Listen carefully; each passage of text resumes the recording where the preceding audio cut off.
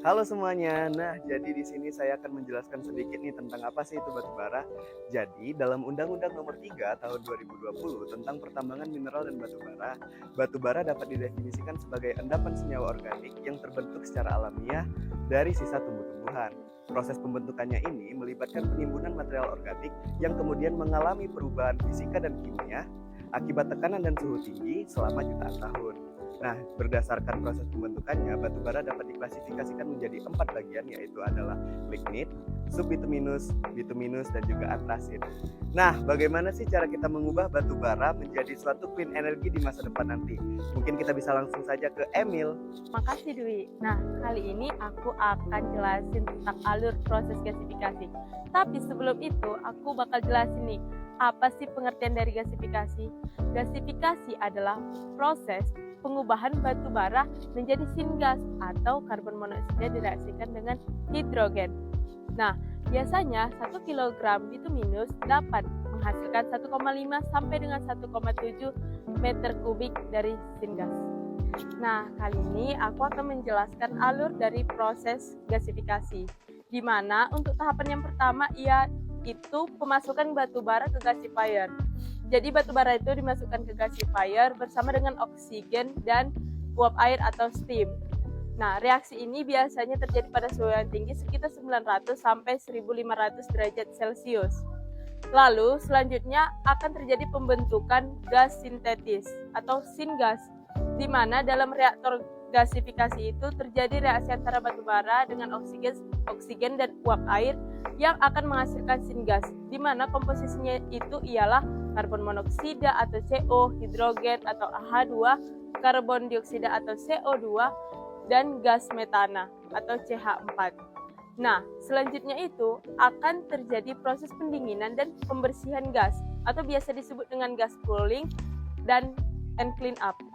Nah, di proses ini syngas yang dihasilkan yang mengandung kotoran seperti sulfur, partikel karbon, dan tar, gas tersebut akan didinginkan dan dimurnikan untuk menghilangkan cacar pengotor yang dapat merusak peralatan atau mengurangi efisiensi pembakaran.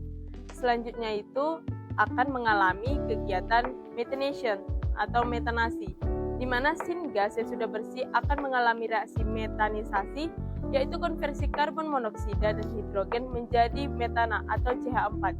Proses ini meningkatkan kandungan energi dalam gas yang dihasilkan, menjadikannya lebih berguna. Oke, selanjutnya yang proses gasifikasi batu bara ini menghasilkan produk yang berupa sintetik gas, di mana sintetik gas ini dapat dimanfaatkan untuk pembuatan beberapa produk. Yang pertama merupakan bahan bakar untuk pembangkit listrik yang efisien dan ramah lingkungan, di mana ramah lingkungan dan efisien ini dibandingkan dengan pembangkit listrik batu bara konvensional. Yang kedua, sintetik gas ini dapat dimanfaatkan sebagai bahan baku untuk pembuatan sintetik amonia, yang mana merupakan bahan baku dari pupuk urea dan sodium karbonat. Lalu yang ketiga, sintetik gas dapat digunakan untuk pembuatan ethylene glycol, yang mana ethylene glycol ini merupakan bahan baku untuk pembuatan polyester yang nantinya digunakan sebagai serat tekstil maupun plastik. Dan juga sintetik gas ini dapat digunakan sebagai alternatif dari gas alam untuk nantinya digunakan sebagai bahan bakar industri dan rumah tangga. Yang terakhir, terdapat pembuatan metanol yang nantinya dimanfaatkan untuk pembuatan dimethyl ether dan olefins. Lalu juga bisa digunakan untuk pembuatan minyak sintetik melalui proses yang dinamakan likuifasi batu bara secara tidak langsung. Nah, tadi udah dijelasin kan mengenai pemanfaatan dari gasifikasi batu bara itu. Di sini aku akan menjelaskan lagi mengenai kelebihan maupun kekurangan dari gasifikasi batu bara. Kelebihan gasifikasi batu bara diantaranya yang pertama itu ada efisiensi yang tinggi, menghasilkan lebih banyak energi dibandingkan dari pembakarannya berlangsung.